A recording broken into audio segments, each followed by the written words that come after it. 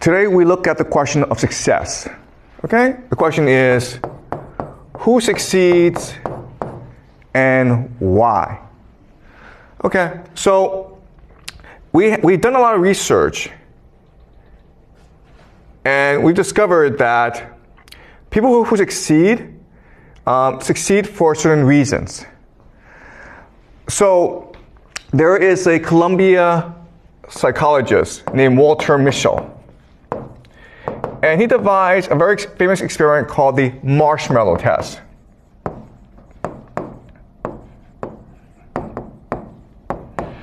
In the Marshmallow Test, it's very, very easy, okay? So imagine a room, and I invite a 4-year-old or a 5-year-old to come into this room and have a conversation with him or her. I ask them, how's your mother? What do you like to do? And it's a very good conversation. Then suddenly I get up and say, I'm really sorry, but I need to go across the hallway for another meeting, but I'll be back, okay? So just wait for me. And here, I'll make you a deal.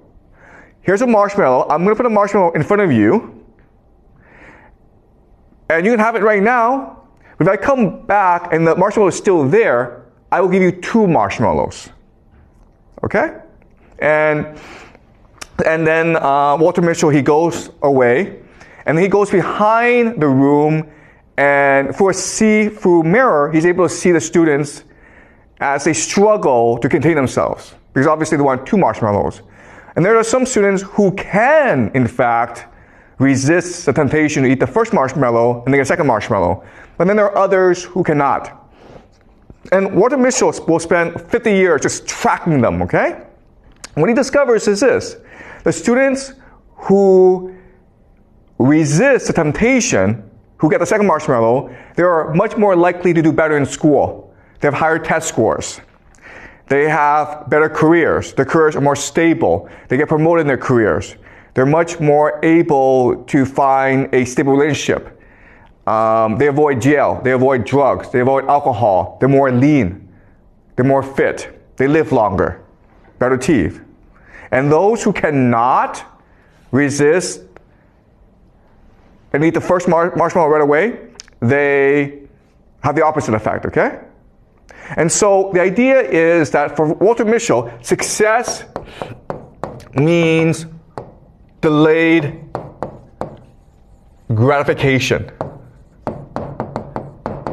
And all this means is that people who succeed are capable of long-term planning. To succeed today, I will make sacrifices necessary, okay? So if my friends are playing outside and I need to do my homework, well, I'm going to stay home and do my homework. Okay, so long-term planning, what he calls delayed gratification. Or a much more simple way of saying this is the idea of self-control, right? Or the idea of emotional regulation. You're able to keep your emotions in check. If you're angry, you're able to calm yourself down. Okay, and so we know about this, and that's why in school we focus on the idea of emotional regulation, teaching you how to better control your emotions, how to do long-term planning. Okay? So that's one theory of success. Another theory of success comes to us from another psychologist named Carol Dwight, and she's at Stanford. And she wrote a book called Mindset. Okay? And what she tells us is that those who succeed in life have a growth mindset. And those who fail in life have a fixed mindset. Okay? And it's not hard, okay? The idea is resilience. Those who have a growth mindset, if they fall or they fail, they say to themselves, this is an opportunity for me to learn. So I'm going to think about what I did wrong. Next time, I'll do better. And a fixed mindset are people who cannot accept the idea of failure, who think that it's because they're not capable of improving, and therefore they give up. Okay? So those with a growth mindset, if they fail, they try harder. Those with a fixed mindset, if they fail, they just give up. And so the idea of resilience, okay? Pretty simple, right? And the third idea of success comes to us from K. Anders Ericsson, who is a Swedish psychologist.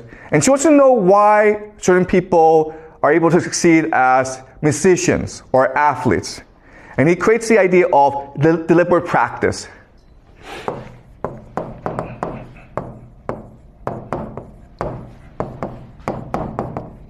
Okay? So what he found is that people who want to become athletes or musicians, they work really hard. They practice every day. But the people who succeed practice strategically. Okay? So those who work hard just work a long time. But those who work strategically have a plan. The plan is this.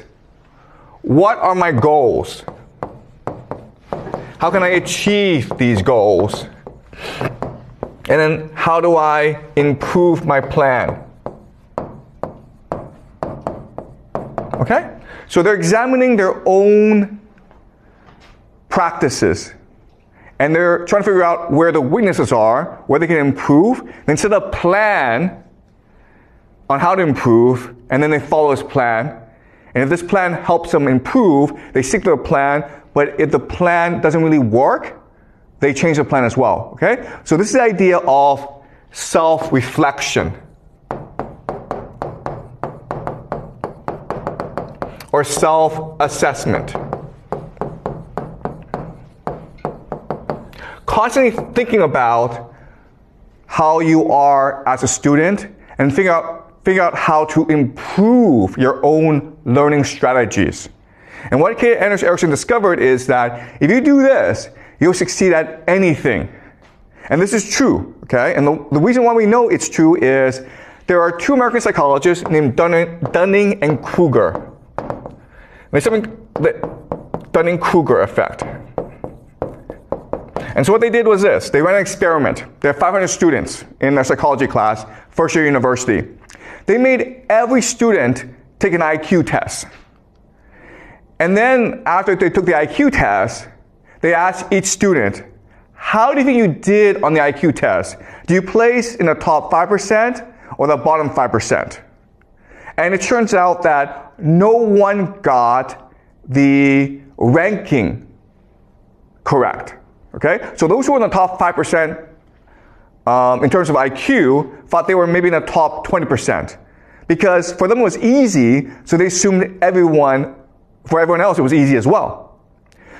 But what was dramatic is that those who scored the lowest thought they were average, okay? So the worst 5% in the class thought they were in the top 50% or just average. And the reason why is those people who are stupid lack the capacity to know they're stupid. Okay? So what Dunning-Kruger discovered is that the hardest part of being a student is to assess yourself properly, to know exactly where you stand and how to improve. Those who are stupid are often the most confident in the world. That's what's called the Dunning-Kruger effect. And this helps us explain why the world is why it is. Because often the people in power are stupid. They don't know they're stupid. They're overconfident. And they do stupid things like Donald Trump, okay? All right? All right, so now we have these three theories, right? We have self-control, we have resilience, and we have self-assessment. And so as educators, as schools, what we can do is devise strategies and curriculum to help students all succeed, correct, right? The problem is that when we actually try this, it doesn't work. Okay? If you take a bad student and you teach him self-control, resilience, and self-assessment, the student doesn't actually get better. The reason why is, okay, and this is a very important idea for you guys to remember, is that correlation does not equal causation. Okay? You guys need to remember this. Just because things are correlated does not mean they cause each other. So I'll give you an example. We know that successful people, they get up early in the morning. Okay? They get up at 4 o'clock in the morning. But just because you get up at 4 o'clock in the morning does not mean you succeed. Okay? Just because you work hard, just because you're resilient, just because you have growth mindset does not mean you'll succeed. But if you're successful, you will get up early in the morning because you are more motivated. If you are successful in life, you will have more self-control. You will have more resilience. You'll be more humble. Okay, does that make sense?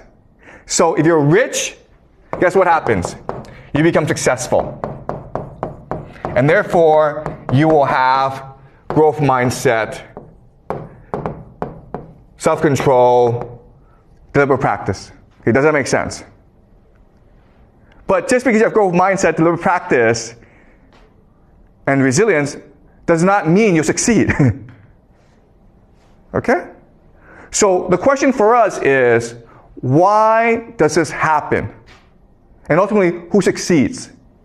Okay, so we know for a fact that rich people are much more likely to succeed than poor people. And in fact, what we know from macroeconomic studies is that school doesn't really matter. It doesn't matter how well you do in school. If your parents are rich, you'll be successful in life. If your parents are poor, you will not be successful in life. Okay? So what's the difference? Okay, so now let's look at parenting strategies between rich and poor. Okay? So there are lots of differences, but let's focus on 3 major differences. The first major difference is that rich parents speak to their kids more than poor parents. Okay? High vocabulary, low vocabulary. When rich parents speak to the kids, rich parents will use higher vocabulary, longer sentences. Poor parents will just be no, yes, go away. Okay? Another major difference is in attitude. Okay? So rich parents use a friendly attitude, and poor parents use an authoritarian or command attitude. So for example, if you are a rich kid and you go and touch a stove, okay, and you burn your hand, the rich parent will say, listen, you made a mistake, don't worry about it. Let me explain to you why touching a fire is bad for you. Because you'll burn yourself, and you might have to go to a doctor, and we will feel pain if you hurt yourself, okay? So the rich parent will spend a lot of time explaining to the child why this is wrong and how not to do it again. The poor parent is like, don't you ever do that again or I'll beat the crap out of you. Okay? Don't do that. Pretty simple, okay? But as you can understand, the rich kid will understand that the world is safe and that he is respected in this world. Okay? Whereas the poor child will think that the world is scary and he or she must be afraid of adults. And this carries on into school, right? Because as a rich kid, you go into school and you think that, oh, my teacher is my friend. So you smile at the teacher and you hug the teacher and the teacher smiles back and now you're friends, right? But if you're a poor kid and you see the teacher, you're afraid to look at the teacher. You don't smile. You are stressed, okay? And the teacher thinks that you might be a problem child. So the problem with this is that, yes, being an authoritarian parent, it is effective, but it creates stress in the family. Okay? It makes the child feel unsafe. And this leads to the third major difference between rich parents and poor parents. Rich parents offer stability. Okay? Poor parents can only offer volatility. This is a very simple idea. Rich parents have money so they can afford to keep promises. So I'm a rich parent, I say to my child, okay, next week we'll go to Thailand for vacation. Guess what? Next week you guys go to Thailand for vacation. But if you're a poor parent, money is always an issue. So it's hard for you to keep promises, right? So it's like, next week we'll go to McDonald's for lunch. But your paycheck is not enough, so you're like, sorry, we can't go anymore. Okay? And now, because of these different parenting styles, we understand why rich kids behave different from poor kids, right? So let's look at the idea of self-control. Right? Self-control. What is the Marshmallow Test? Marshmallow Test is not a test of self-control. It's a test of your trust in others, right? If you believe that the teacher who goes outside, if you believe that he or she comes back and will keep his or her promise, then you will not eat that marshmallow. But if you think that this teacher is lying to me, then you're not going to eat that marshmallow. Then you will eat that marshmallow, right? So it's not really about self-control. It's about your belief and trust in authority figures, right? So if you're rich, you have stability. But if you're poor, you don't have stability. So you're actually better off eating that marshmallow rather than waiting for that second marshmallow. Because guess what? Most of the time, you will not get that second marshmallow. Okay, do you understand? So it's not that poor kids are stupid. Poor kids are rational, and they're responding to the circumstances that they live in. Okay? And resilience, right? Well, the idea of resilience is that you believe that the world will help you. Right? So if you're rich and you believe that everyone helps you, you can be resilient. Because if you fail, someone will help you get up. If you're poor, if you fail, that probably tells you shouldn't be doing this. Okay? You probably won't succeed doing this. So you don't have much confidence in others. Okay? And the idea of self-assessment, right? Looking inward. Well, if you're a poor child who lives under a lot of stress, it's hard for you to be self-reflective. Because if you look back at yourself, all you can think about is your pain and your stress. Okay? So from these different parenting strategies, we can now explain why different students behave the way they do.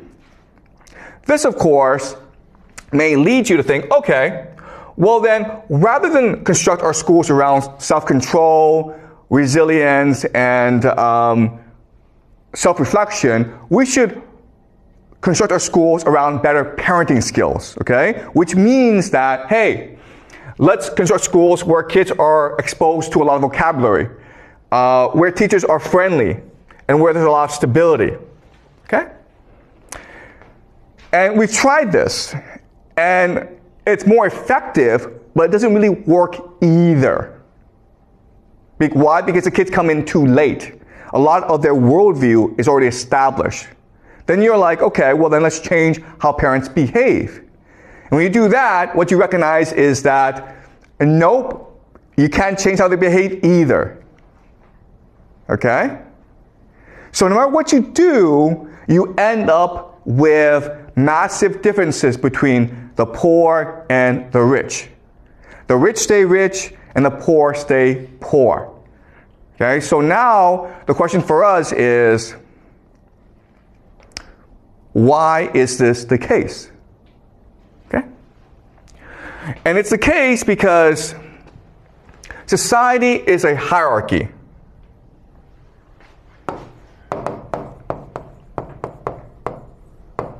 Okay, and the hierarchy is usually divided between the rich and the poor.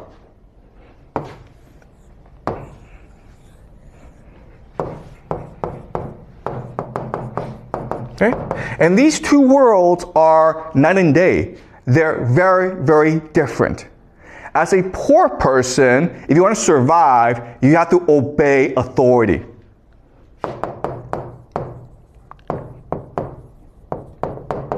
Okay? But if you're a rich person, the way that you get along with others, the way that you maximize your outcome is by negotiating with others. Okay? Negotiating.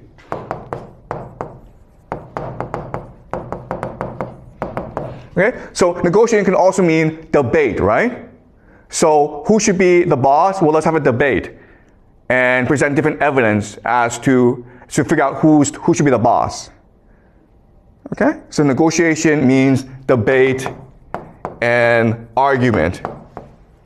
So this helps us understand why different parents parent their child differently. If you're a poor parent, your responsibility is to make sure that your child knows how to obey authority.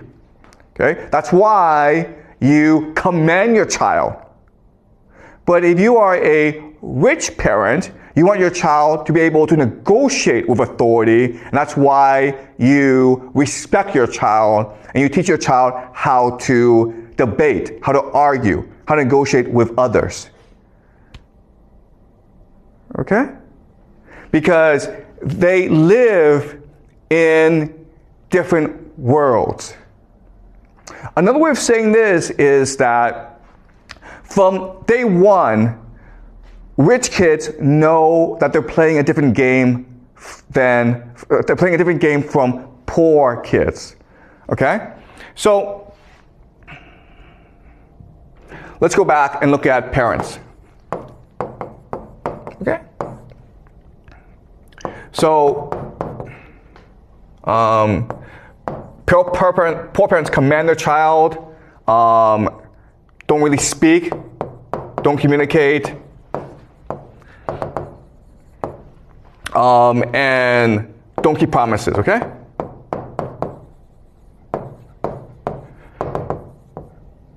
All right, so poor parents do these three things.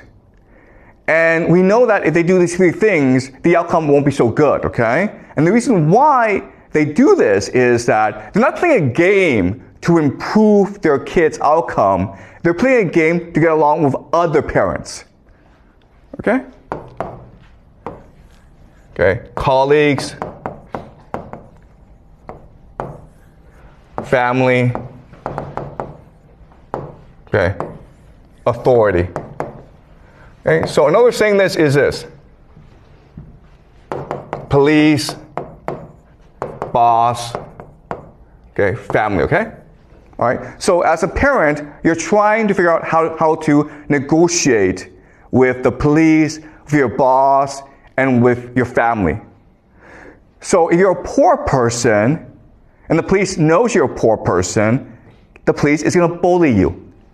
And if you fight back, the police will probably put you in jail.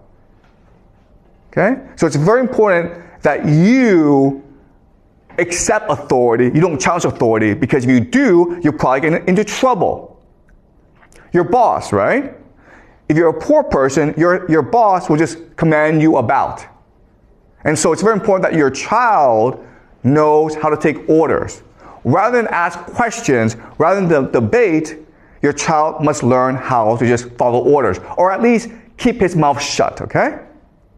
And then family is about maintaining good relations with those who can most support you. And that often means the same values. Okay? So if your family members or your friends, if they are parenting their child in this manner, you're also going to copy them, okay? Imitation. All right? And for a poor person, this is the optimal strategy of how to parent.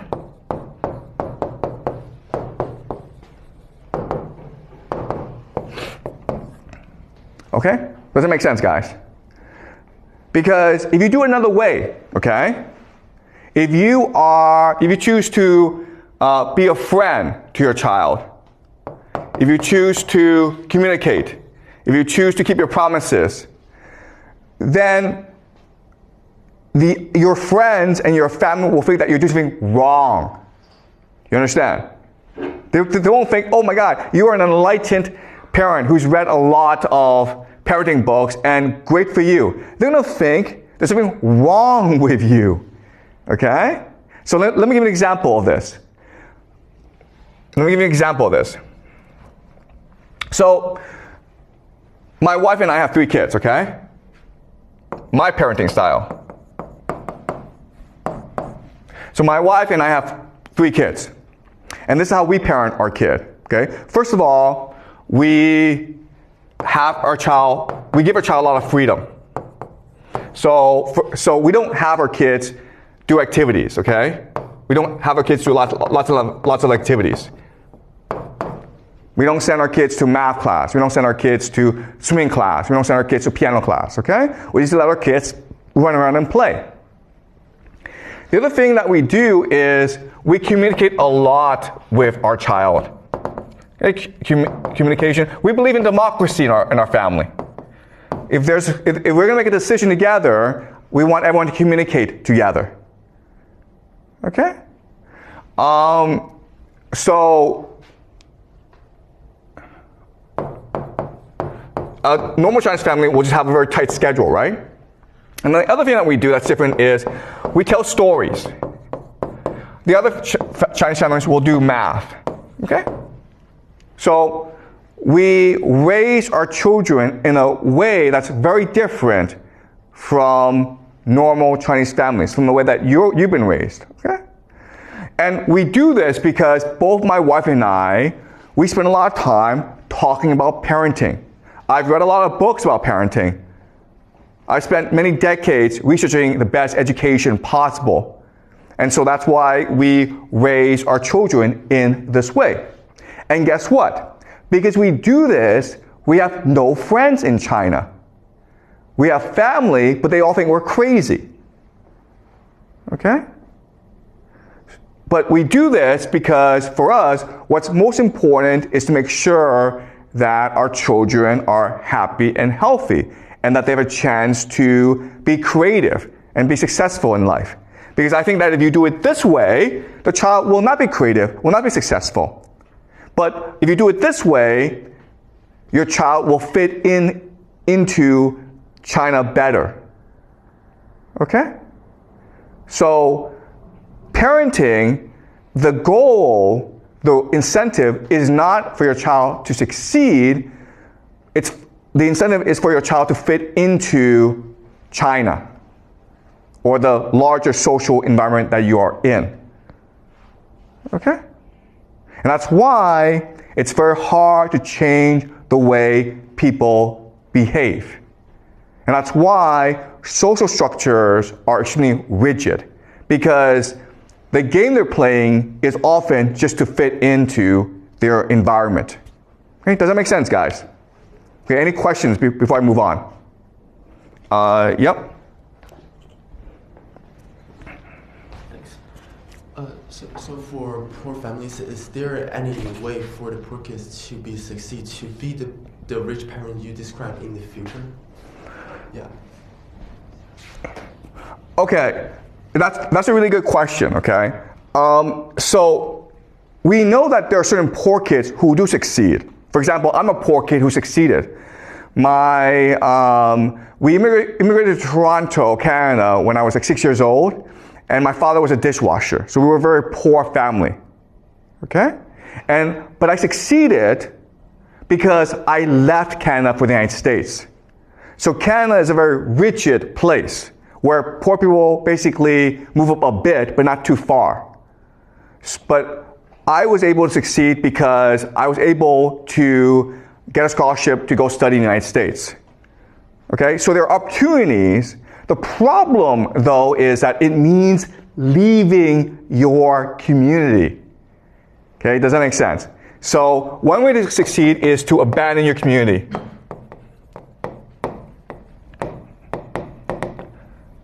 Okay, but that's high risk. Right? So you have to be extremely individualistic to take such a risk. So that's why most people don't do it. Because if you think about it, the safest option for you is to stay within your community. That's what's going to guarantee you the best outcome. But if you choose to abandon your community and just say, you know what, I'm going to go somewhere else and try my luck, that's taking a really high risk, okay? So to succeed, you have to take high risk. So another possibility is war. That traditionally, historically, has been the best mechanism of social mobility. When you go fight a war and you do really well, you get promoted in life. Okay? But again, war is high risk because chances are you'll get killed. Okay? So not just war, but also revolution. Right? Okay? And of course, the best way, of course, is to marrying up. Okay? And that's why, remember in our very first class, we talked about the dating game, right? Where women only want 5 and 4. Okay? The reason why is that 5 and 4 are high status and 3, 2, 1 are low status.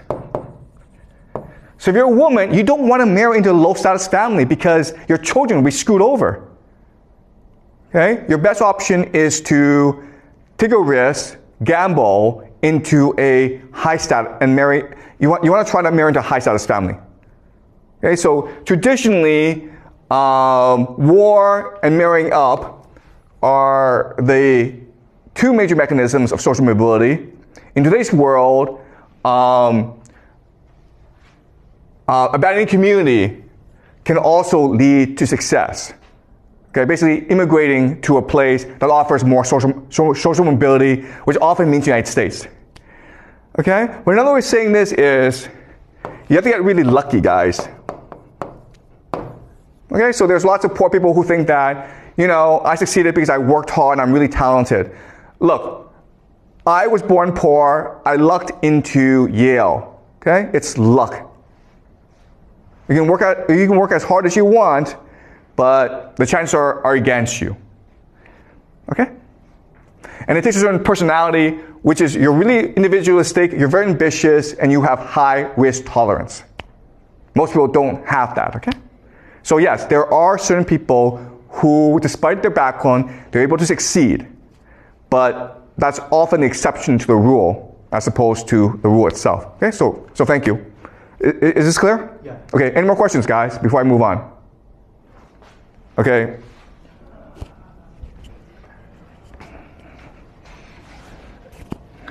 Can be luck counted as a kind of ability, or is just coincidence?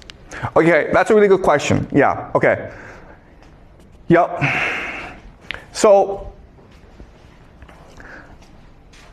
you're absolutely right, okay? So, luck is a form of strategy. Okay? Strategy. And all this is saying is that you are trying to position yourself in a place that allows you to get lucky. Okay? So I left Canada and I went to the United States because I knew that in Canada, it doesn't matter how hard you work, no one cares. But in the United States, if you work really hard, then you might get lucky and you might meet someone who's like, wow, you're a really hard worker, I want to promote you. Okay? So you're right in that, yes, you can strategize and increase your luck, but it's still luck. All right? And those who succeed are able to think strategically and far ahead and position themselves in a way that allows them to get lucky. Okay? And they often have the characteristics that we talked about, like self-control, resilience, and the ability to look inward and better understand what you're good at. Okay? So it takes a combination of factors. But the point I'm trying to make is that these people are only a minority, okay? 1% of the population, really. Okay? And they still depend on luck. Any more questions before I move on? Okay. So this leads us to a question, which is, okay, well, the way that I frame everything, okay, you have poor and you have rich. And as discussed, they live in their own world, and they don't really connect with each other. They have different parenting strategies, they have different outlooks. The rich stay with themselves, the poor stay amongst themselves. So this looks like a very stable system, right? Stability. Or the word we can use is equilibrium.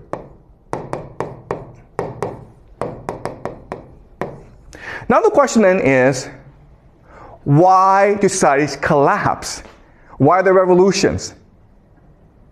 Why are there social changes? This looks like a system of equilibrium where, because of parenting, people know their place and people know how to best strategize about maintaining their place. So why is there social change? And the reason why is that this system has problems and it's stable, but the main problem is this system, okay? It's the rich that's problematic. And the reason why is that the rich are taught from day one to negotiate a better outcome. Okay, so another way of saying this is that the poor is like minimum outcome. Okay? The rich want the maximum outcome. The poor are like, you know what, if I'm alive, if I have a decent job, I'm okay. But the rich are like, no, I need to be the top dog. I need to improve my lot in society. Otherwise, what's the point of my life? Okay? So they have high expectations, okay? High expectations, low expectations. Okay?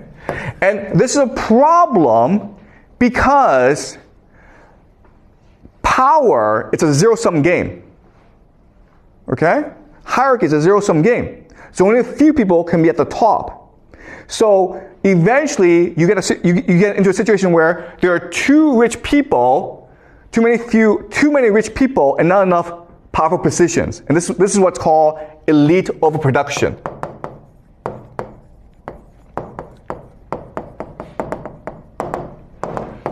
Okay? And then what happens here is that in order to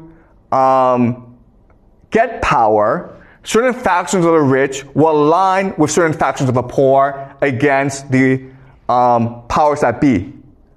Okay? So all revolutions are always between the half a lot versus half some. It's never between rich and poor. It's always between half a lot and half some.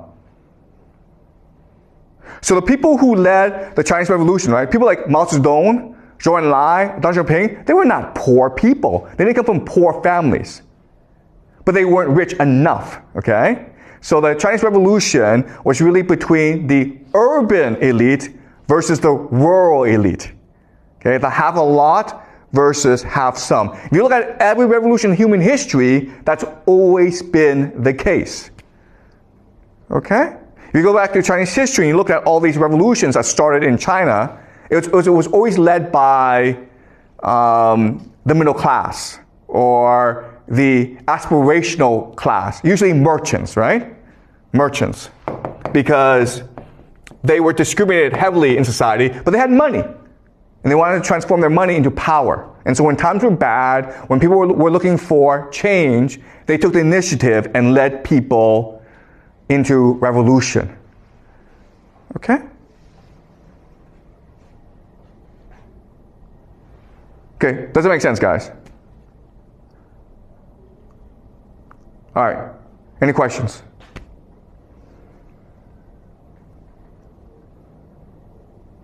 Yeah. All right.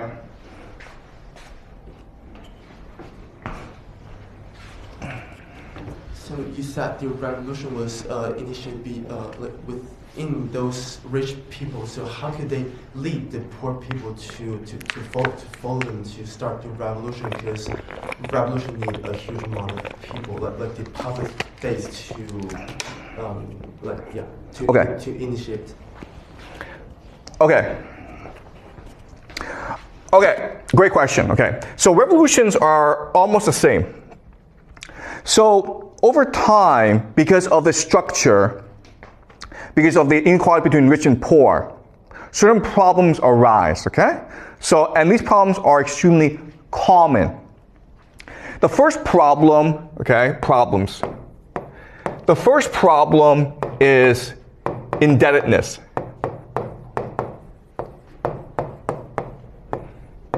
Because the rich have a monopoly over wealth, for the poor to survive, they need to borrow money. But over time, because of interest rates, the poor find themselves in slavery. Okay?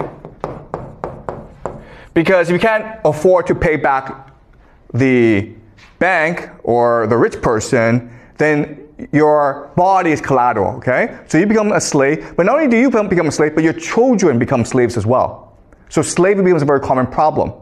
And then the third issue, of course, is landlessness.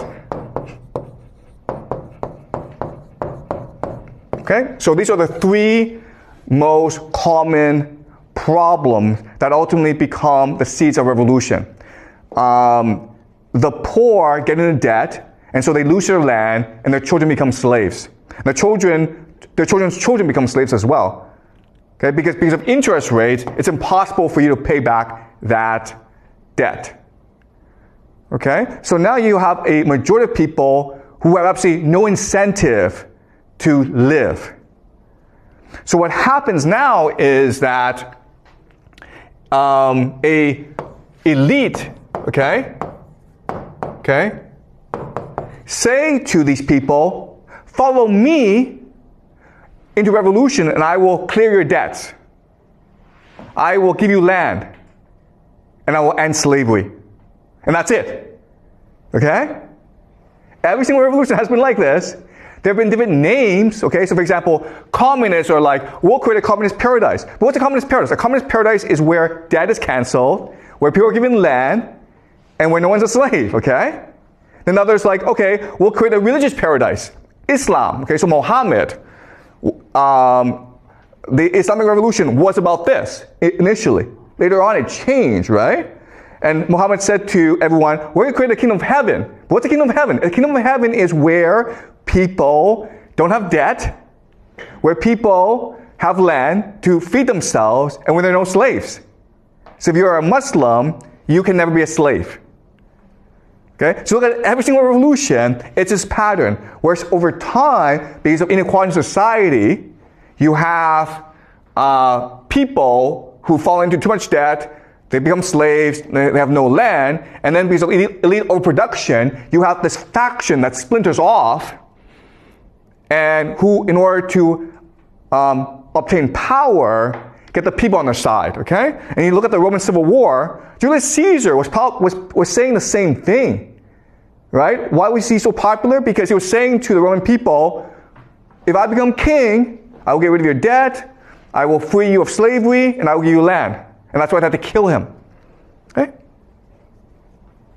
Why is Donald Trump so popular in America right now? Same thing, man. Where Americans are in debt to their credit cards, student loans, their houses. And so they believe that if Donald Trump were to come to power, if he were to become king, what's the first thing that king does? What the first thing that king always does is cancel all debts. Because if you cancel all debts, who loses power? It's the rich who lose power. And it's the rich who are almost dangerous to a king. Okay? Does that make sense? Okay? So again, this is a very similar pattern in human history. It's all game theory, okay? Any more questions, guys? Okay, ask one more question, then we'll break, okay? Is this clear to you guys? Okay. So another way of understanding this is that according to game theory, individuals don't really matter. Okay, you have to look at large groups, you have to look at large social trends. Okay, you cannot really change the outcome for certain groups of people like poor kids unless you look at the overall structure in which they live. Okay.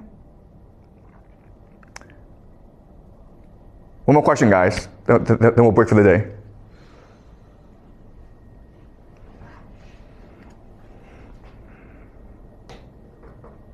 Yeah, Alan?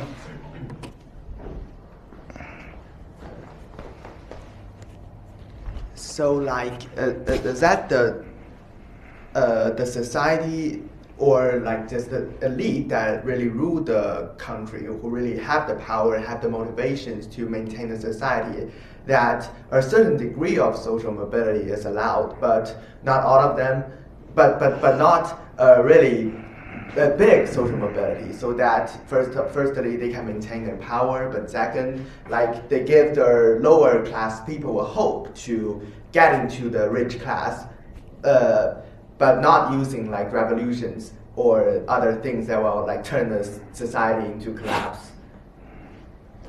Okay, yeah. Okay, look, you're absolutely right. So social mobility is really the best form of governance, right? As long as you enable people with talent and ability and ambition to climb up, they'll be happy. And your society will be very stable. But not only will it be very stable, it will be very prosperous, very creative. And it doesn't matter what system you have, okay? So the example is, okay, America in the 1950s was a democracy. And there's a lot of social mobility. And so people worked really hard, and America became very wealthy. But guess what? In China, 1950s, China was not a democracy.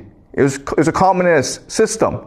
But in the 1950s, people worked really hard as well. Why? Because China was destroyed after decades of war, and there were lots of opportunities for social mobility. If you worked hard, you got promoted very quickly in the system.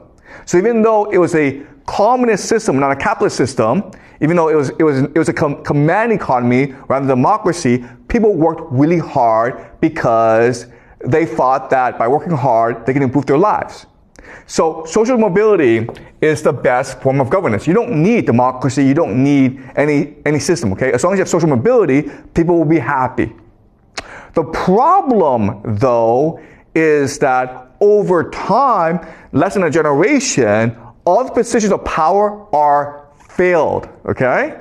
So the people with talent who made the country great, who made the country wealthy, when they get into power, they don't want people like them to replace them. They want their children to replace them. Okay? And over time, these children are a lot. So what happens is at the very top, all the positions are filled. And there's a waiting list as well. So if you are a poor person who works hard, really talented, unfortunately, all those positions at the top are filled already. And there's also a waiting list, so too bad. Okay? And again, you just look at Chinese history, right? Look at Chinese history, where at the beginning of the dynasty, you had all these talented people take the civil entrance examination, the Kruger, and these are really top people. But then what happens is that they have children, and they teach their children how to do on the Kruger, and then eventually they're like, you know what, we'll just cheat. So they corrupt the Kruger, and then eventually like, you know what, screw this. Whoever can pay to pass the Kruger will pass the Kruger. And then all the positions at the very top are filled. There's no more social mobility. So what do people do? They engage in revolution, right? So you look at Hong Xiuquan, right?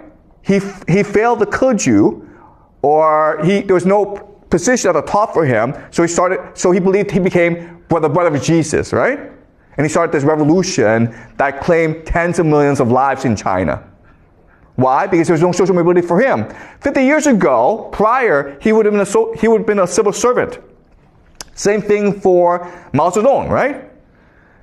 By the time that Mao Zedong became a university student, the Keju had been eliminated. So there's no way for him to climb the ladder anymore.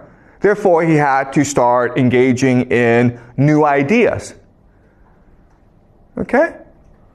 So you're absolutely right in that social mobility is the best way to maintain social harmony, but people have children, and they want the children to succeed, and they will arrange a system in a way that only their children can succeed, which screws over every other children, everyone else, and so they have no choice but to overthrow the system, okay?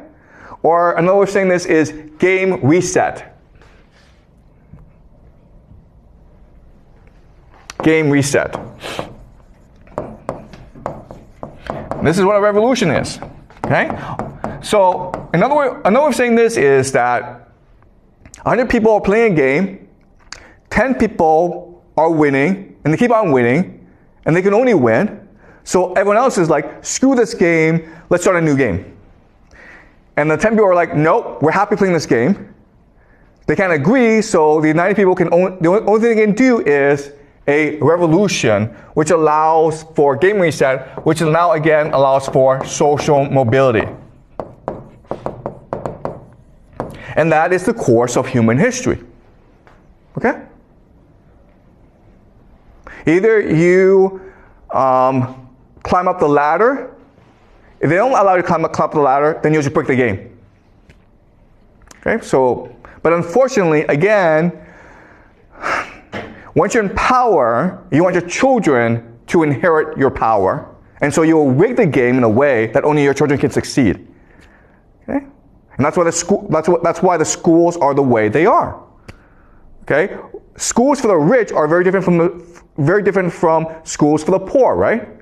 Schools for the rich, there's a lot of freedom, there's a lot of creativity, the teachers are very good. You go to poor schools and it's the complete opposite. And the reason why is the system is set up to make sure that certain people succeed and everyone else fails. Okay? Does that make sense, Alan? Okay, great. Any more questions, guys? All right, good. I'll see you guys next class, okay?